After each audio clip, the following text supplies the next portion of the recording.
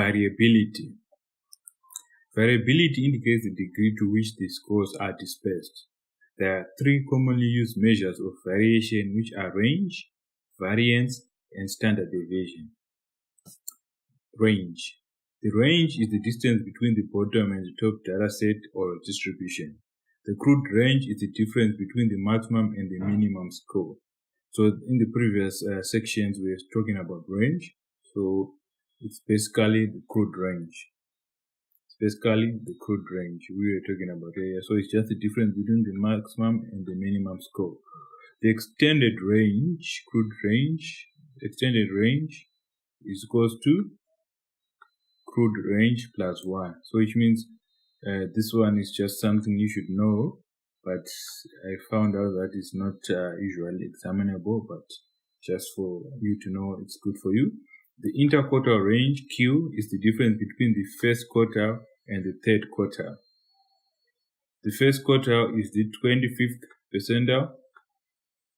The second quartile is the median. The 75th percentile is the third quartile.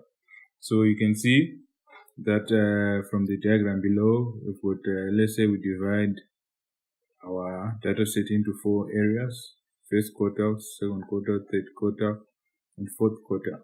So we are saying the first quartile is the first 25%, then the median is the 50 percentile or 50 percentile. So this one is second quartile, middle quartile. Those are the other names which can be used. Third quartile and upper quartile is the third quartile. This one is 75th percentile. So the interquartile range is the difference between the third and the first quartile, which means those are the value. And the other thing you should just know is the quartile deviation is the interquartile range divided by 2. So the interquartile range divided by 2, so it becomes Q A is equals to Q interquartile range divided by 2, which simplifies to Q3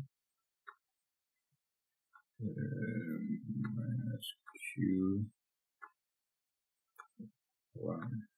Q2, I mean. So but usually something you should know, but it's not. I found that they don't examine it a lot. So I think we can proceed and work out an example. Using the following data, calculate Q1, Q2, Q3, and Q. So this is first quartile, second quartile, third quartile, and interquartile range. So this is the data set that we've been given. So remember, the first stage is to arrange the data into ascending or descending order. So in this case, it's already arranged in ascending order. So let's move on to calculate. Solution. Arrange data in ascending or descending order. That's your first step. The data is already arranged in this ascending order. And step number 2, what you need to do is calculate Q1. So Q1 is equals to N plus 1 divided by 4. So you can see that if you input your N is the number of items, if you count them, they're 11. So it's 11 plus 1 divided by 4, which is the third position. And Q2 is the median, is N plus 1 divided by 2, which becomes score divided by 2, sixth position. And Q3 is 3, open bracket, N plus 1 all over 4, which gives us 12 times 3, 36 divided by 4, 9, ninth position. So according to our data, third position is 1, 2, 3. This is the first quartile. 4, 5, 6. This is the median. 7, 8, 9. Third quartile. So this is how you do it. But sometimes you find out in some situation, the number you get here, for example, 12, that we get was N plus 1 was, so n plus 1 is 11 plus 1, which is equals to 12. So you find out that if this number is not divisible by 4, it will be difficult for you to determine the positions when you get decimals. So in that case, there's another formula you can use. You should know. Note that Q1 can be thought as the median in the lower half of the data, whilst Q3 can be thought as the median in the upper half of the data. So if we are to divide the data into 2, so you remove this median, so we are left with 5 here and 5 there. So if you see the median of the first half, like remember these are 5 numbers, so it's n plus 1 divided by 2. N plus 1 divided by 2, which gives you 6 divided by 2, which is the third position.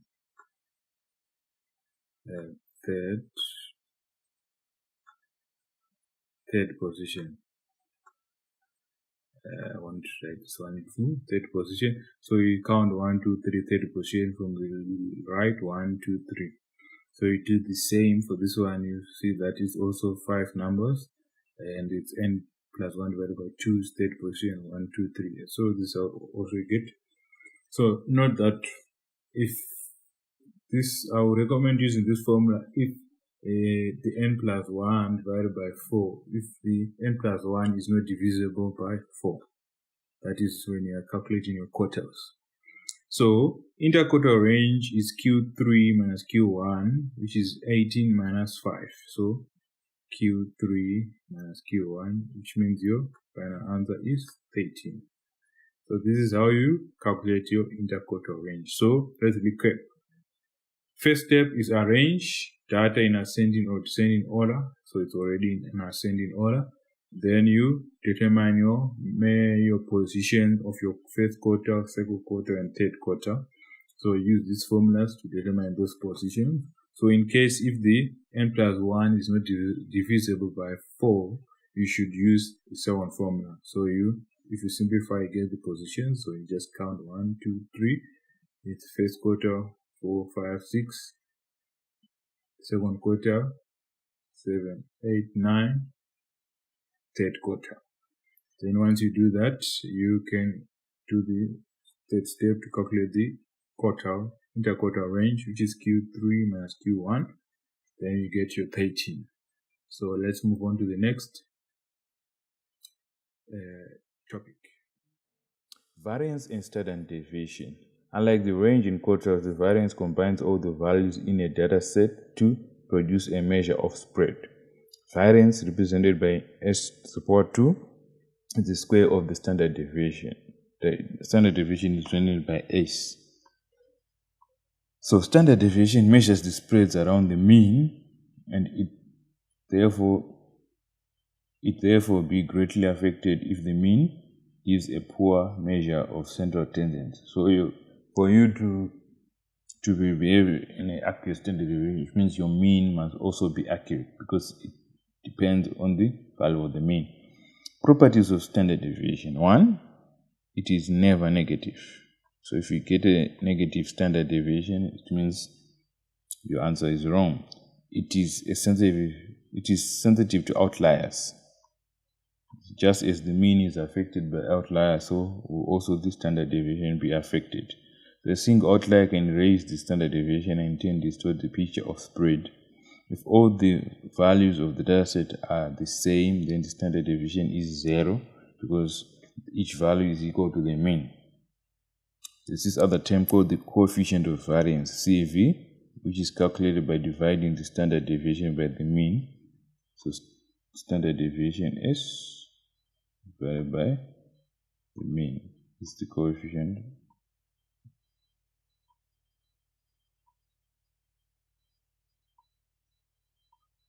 Sometimes standard deviation is also represented by this symbol.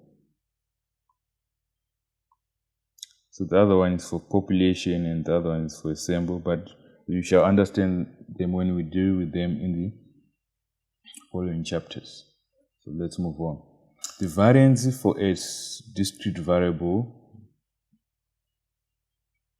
made up of n observation is defined as following. So this is your, let me take the pen here. This is your variance x s squared.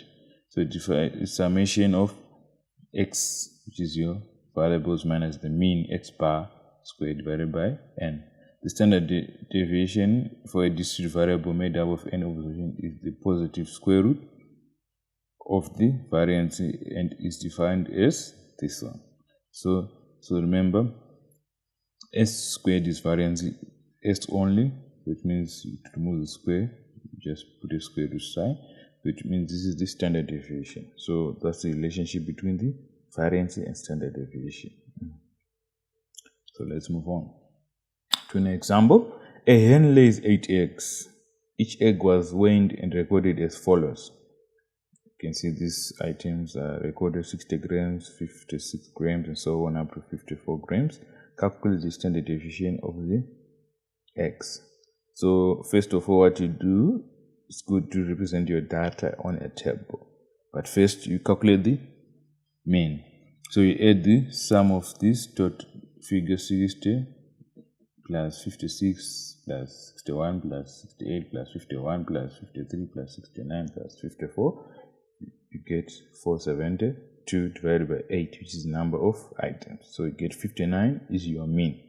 So remember, the question says calculate the standard deviation of the weight. So find the standard deviation. So it means you arrange your data. This is your weight, which you edit. You get 4 understand it 2, and you know that your mean is 51. So it's x minus mean. So it means x 60 minus mean, which is 50.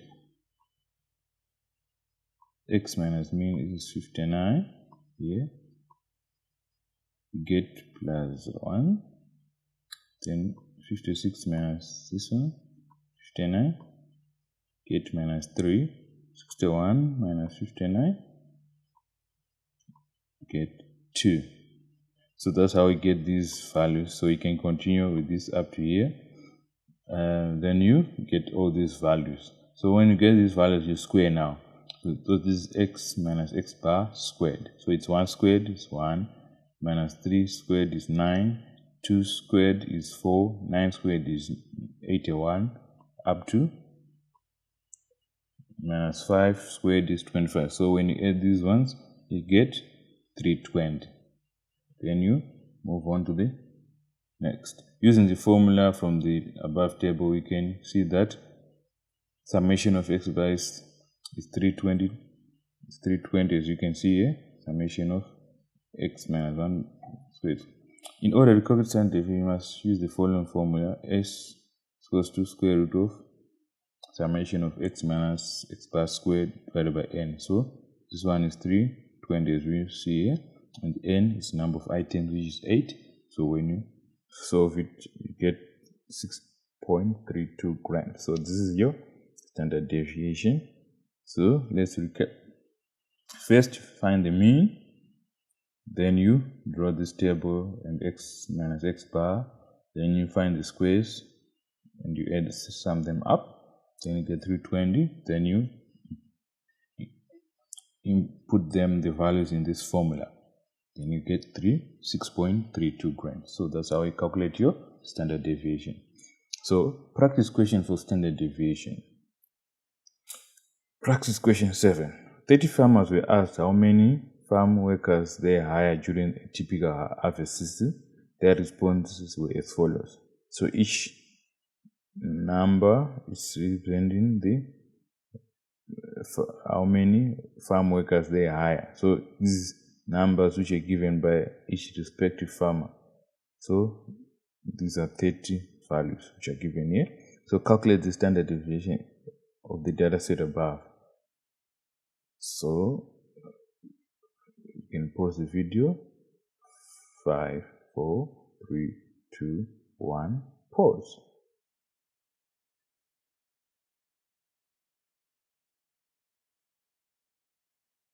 I guess you've taken the time to solve this question, to calculate the standard deviation of the data set. So let's move on to the solution to practice question 7.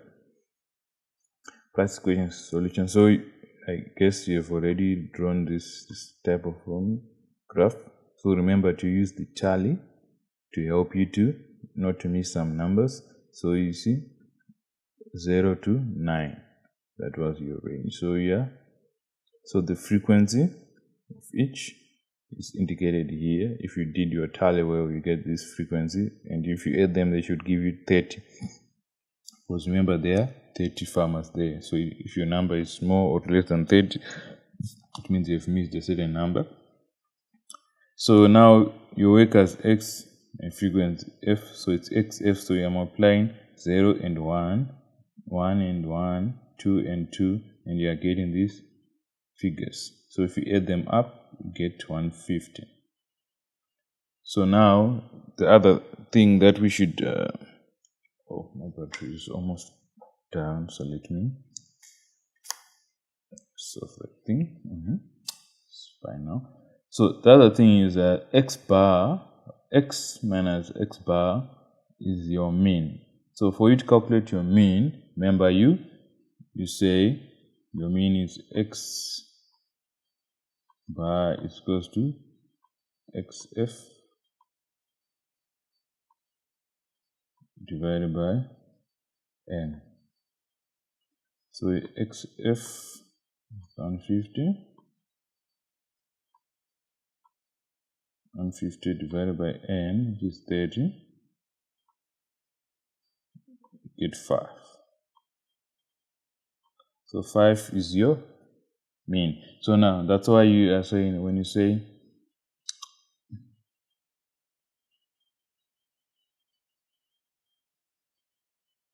x minus mean, so your mean is 5. So 0 minus 5, that's why you get minus 5. 1 minus 5, you get minus 4. 2 minus 5, you get minus 3. So you continue up to this figure. Once you reach here, then it means you also are able to calculate these ones up to here. Once you get x minus x bar, you put the square. So minus 5 squared, 25 minus 4 squared is 16, minus 3 squared is 9. So we continue up to here. Then you get your, but remember, because these values are not occurring as single digits, so it means that for 3 farmers who indicated that there are 3 workers, there are 3. So it means you have to include these 3. That's why we are including this XF. So what you do it after here. So it means you're saying x minus x bar squared, it's occurring how many times? It's only occurring 1 time. So it's 1 frequency, so it means 25 times 1 is 25. So 16 times 1 is 16. 9 times 2 is 18. 4 times 3 is 12. 1 times 6 is 6. 0 times 5 is 0. So that's how we do it up to the end. So when you do that, you add them, you get your figure. So your standard deviation will be, it's worked out in the following. So standard deviation is x minus x bar squared f over n. So you get 152 divided by 30 number of farmers, which is equals to standard deviation is 2.2 times 5. So let's recap. First thing, you draw your table, your x, your workers, so from 0 to 9. Because why we choose 0 to 9? Because if you analyze your data, you can see that the lowest is 0 and the highest is 9. So that's why we indicated 0 to 9. So 0 to 9, now you use your tally. Remember, when we were saying tally, when you cancel your 4, you go and indicate it here. Then you continue like we have demonstrated in the previous chapters.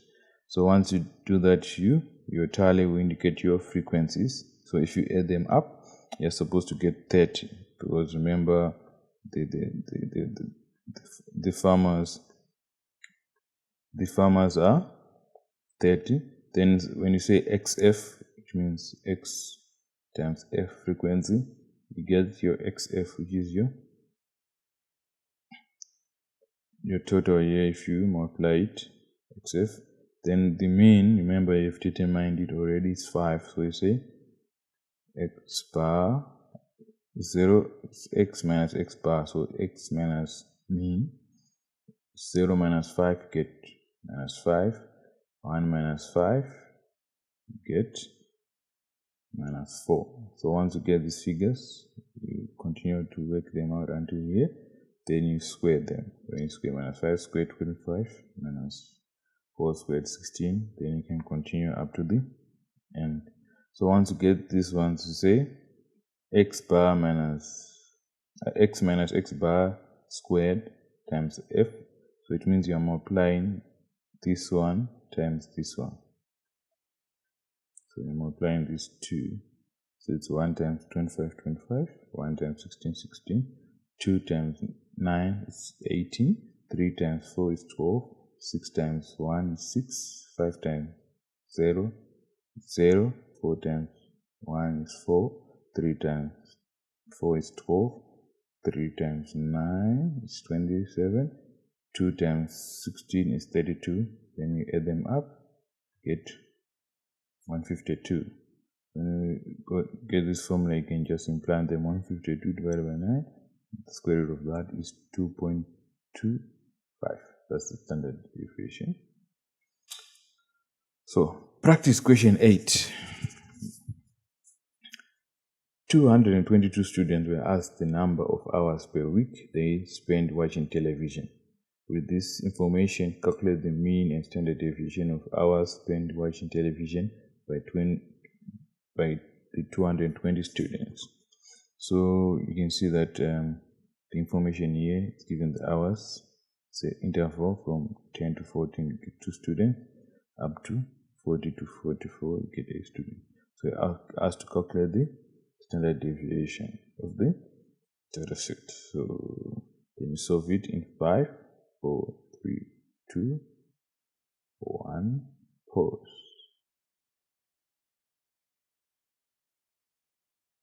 Okay, I hope you've attempted it and I believe you've managed to solve it. So let's move on to the solution to practice question 8.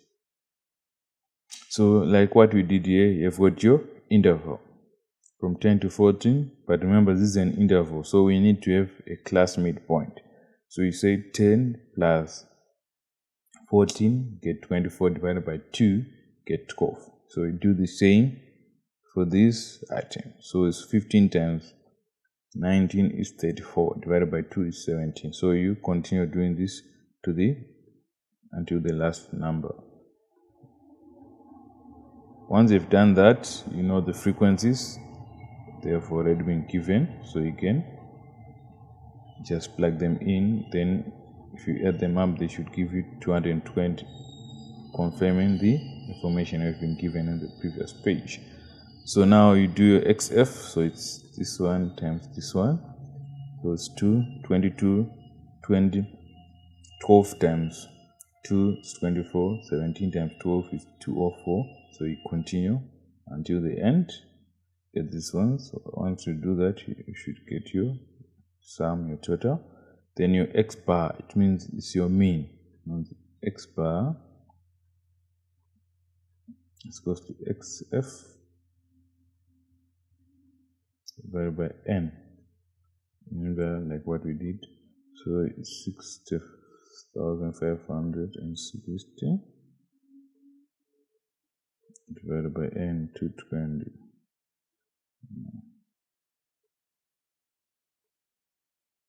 Should get you the X bar. So once you get your x bar, so let me just calculate it. 6,516 divided by 220, get 29.8.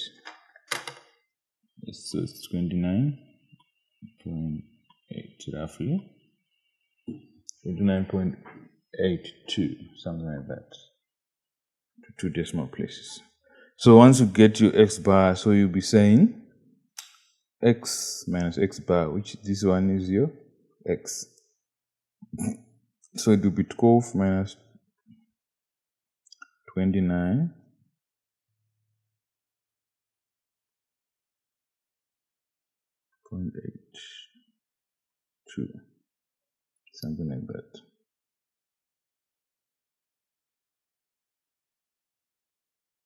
So once you do that for all the figures, you're supposed to get here like this. So 12 minus, so it's x minus x bar. So you get your figures left. So 12 minus 29.82, you get minus 17.82.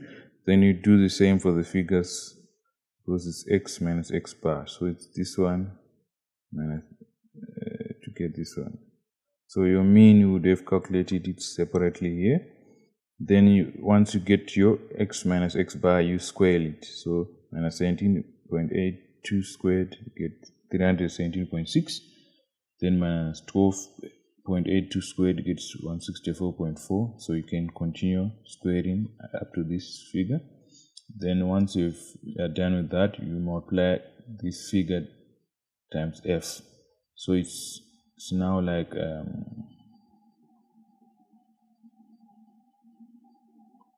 so you're now saying f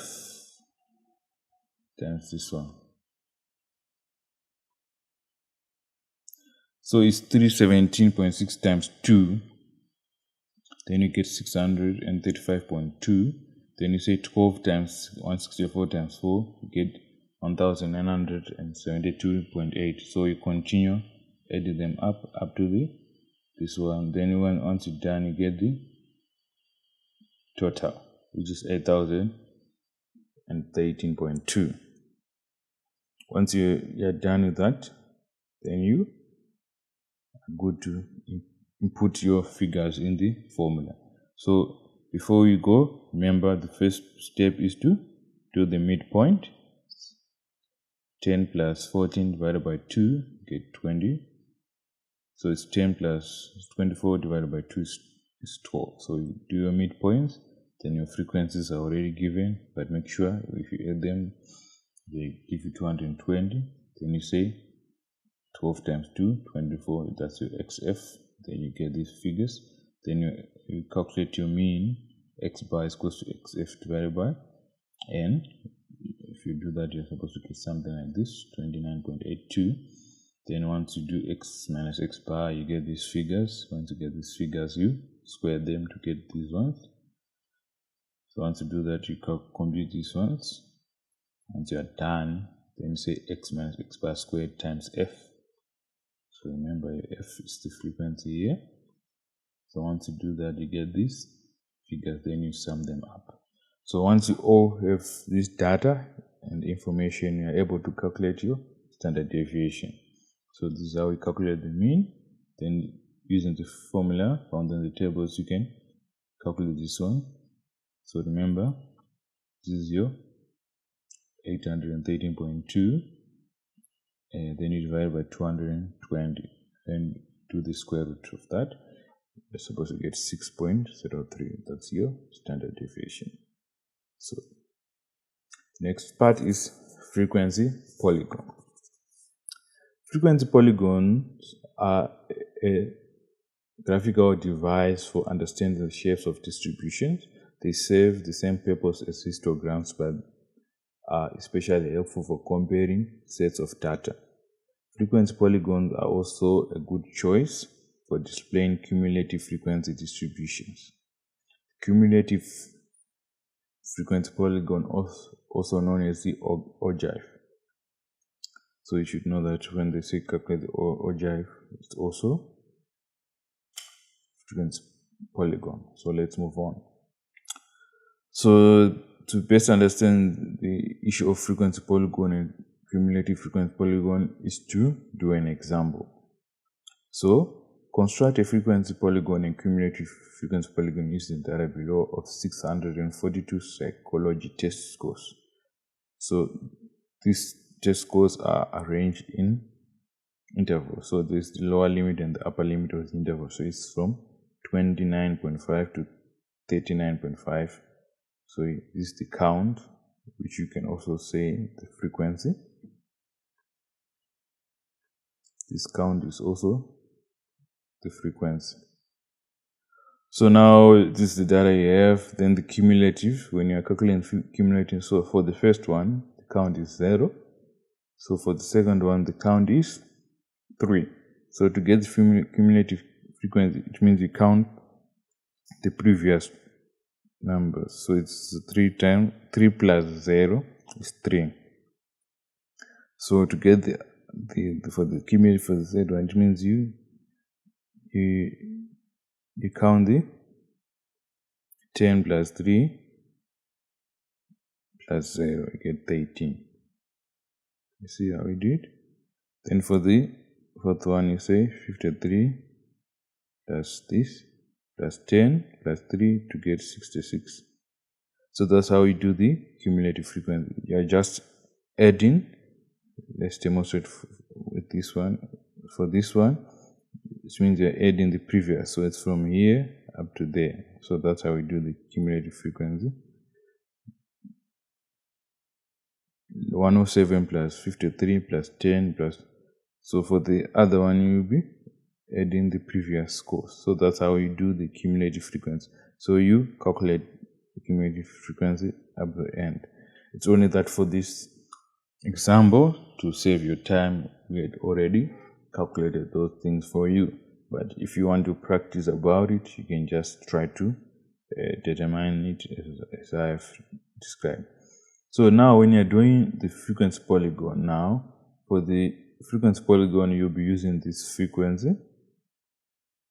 This is for the frequency polygon, this one.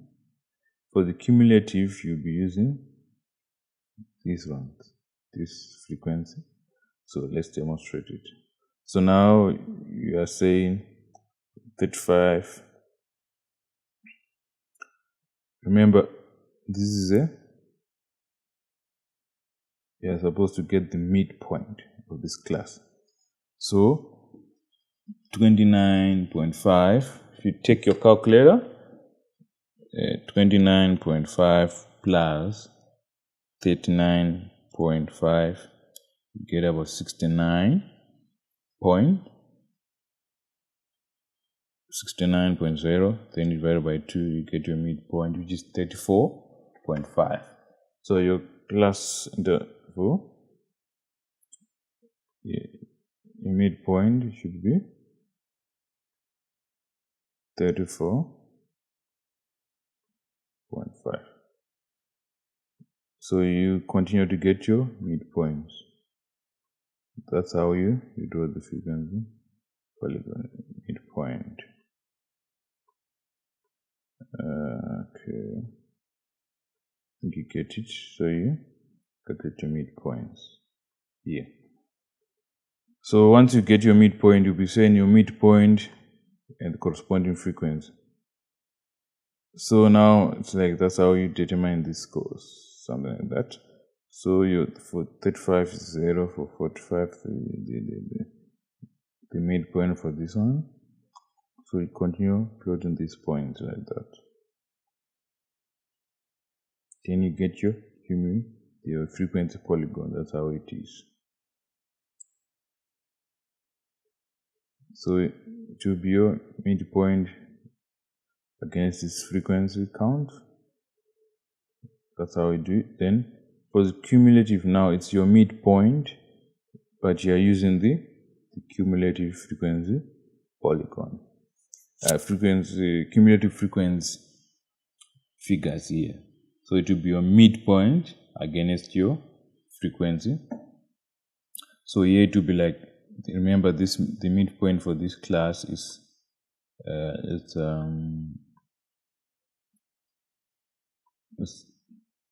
34.5, which we just roughly depicting as 35.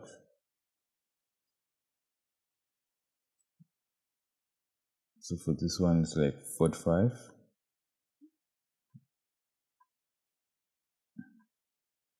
Now it's 44.5. So now when you say 44, 45 against 3. So if you go to the cumulative, it's 45 against 3. So now remember this scale, the 3 is almost here. So this one was done by a computer. But this is just to illustrate how you do the cumulative frequency polygon.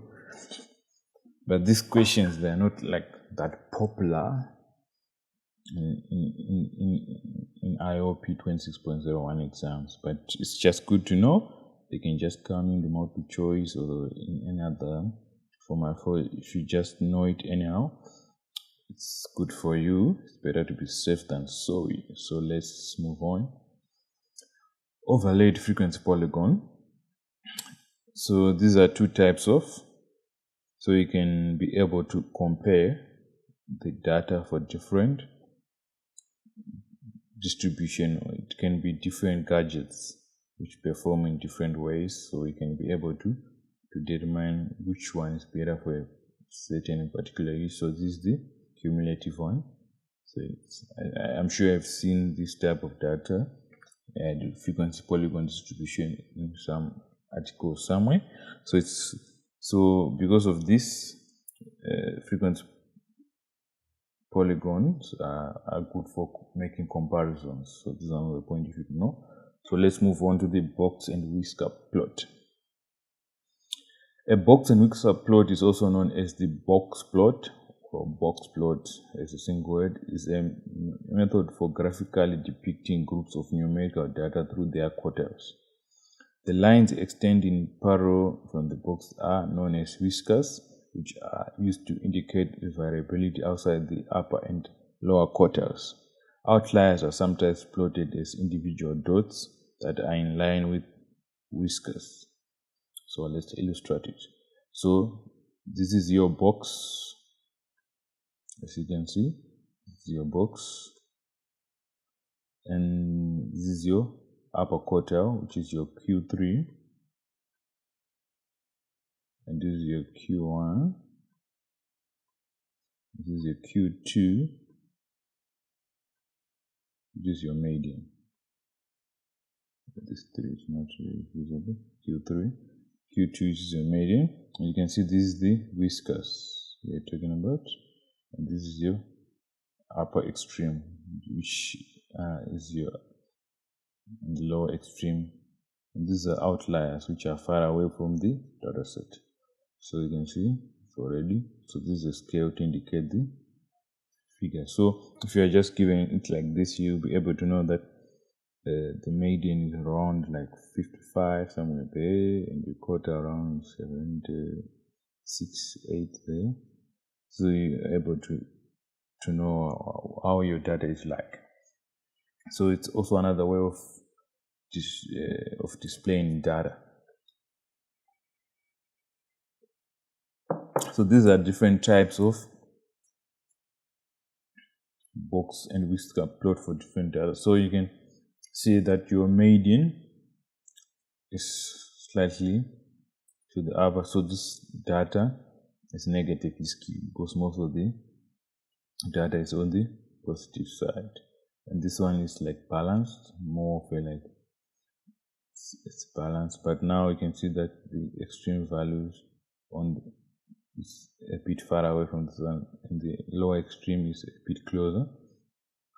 So this one doesn't have lower extreme values there in the data set, but there's a lot of outliers here. So you can see this one is a bit balanced. It's in the middle, and the low and the extreme values are almost equidistant from the box. So this can be typical for a normal distribution. And you can see this data is more on the median is closer to the lower part of it, so it's positively skewed. So by just seeing the box plot, you can be able to interpret the skewness of the data and how it is distributed in the presence of outliers. You can see these dots are presence of outliers. Remember, they're always in line with this. So let's move on. So this is the minimum and the maximum, Q1, median, and Q3, and this is your scale. So you can see how it's done. Although box plots may seem primitive in comparison to histogram, they have the advantage of taking up less space, which is useful when comparing distribution between many groups of data sets. Observation that one can make from the views of a box plot is key values such as mean, median, are indicated there, outliers and their values, the symmetry of data. Remember, we're able to determine the symmetry of data, like from these different types of box plots, and how tightly the data is grouped. You can see from this one, the data is tightly grouped, but for this one, it is full of, it is distributed over a wide space.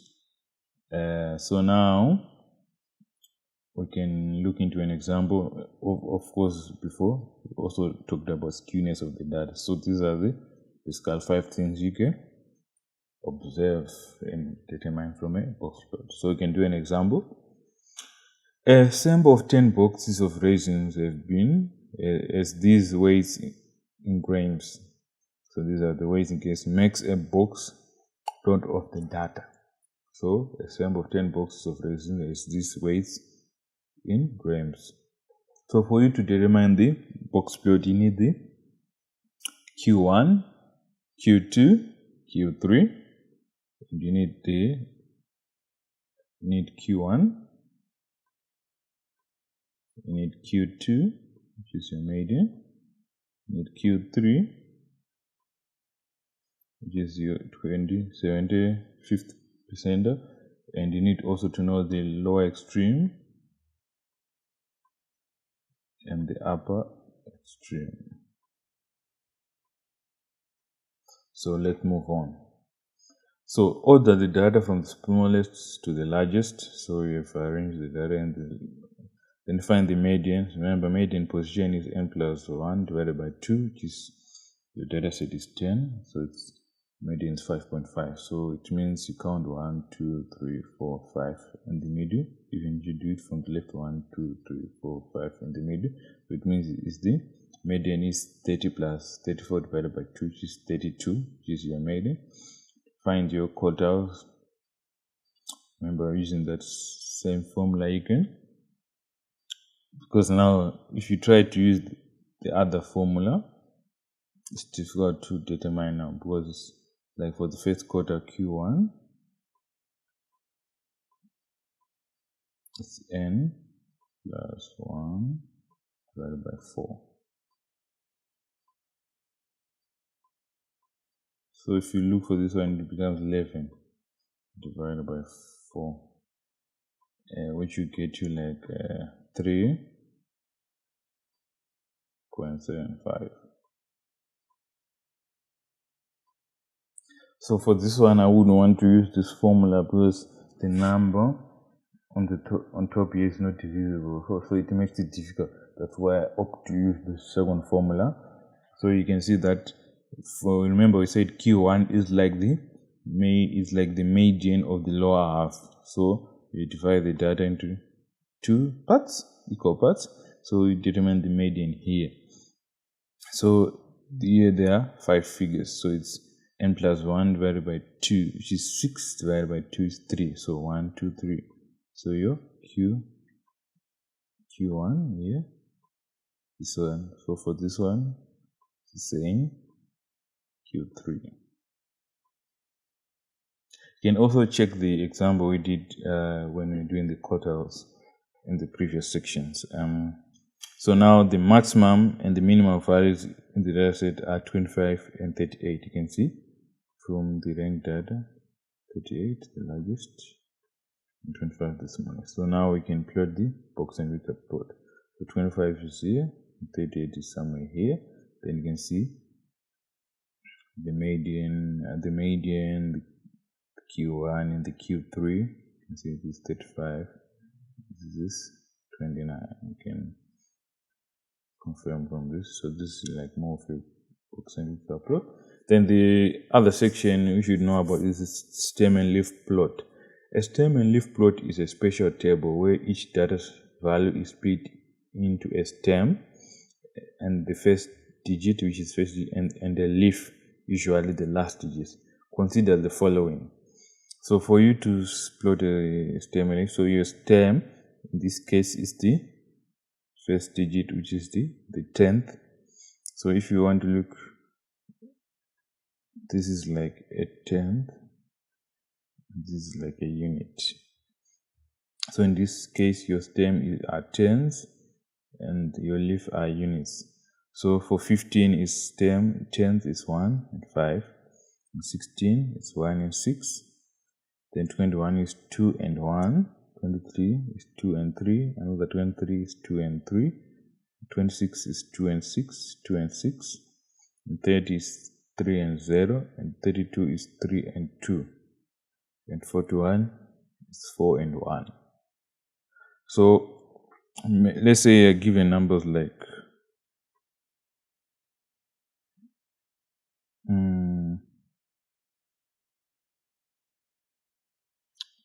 200. You can say this is 100th. It's just a way of doing it in unit. So you can decide that your stem for 200, stem, and your leaf. So your stem can be 20 like this, and your unit can be 0. So you can decide to make this one your stem. So it means if you are given another number like 3, 21, you indicate it as 32, 1. So this basically this how you draw your stem and leaf plots. So it's nothing much difficult about that. You can practice more questions about them. So thank you for watching. If you have any questions concerning this section or you need any further information, call us on 074 920 9697. Thank you.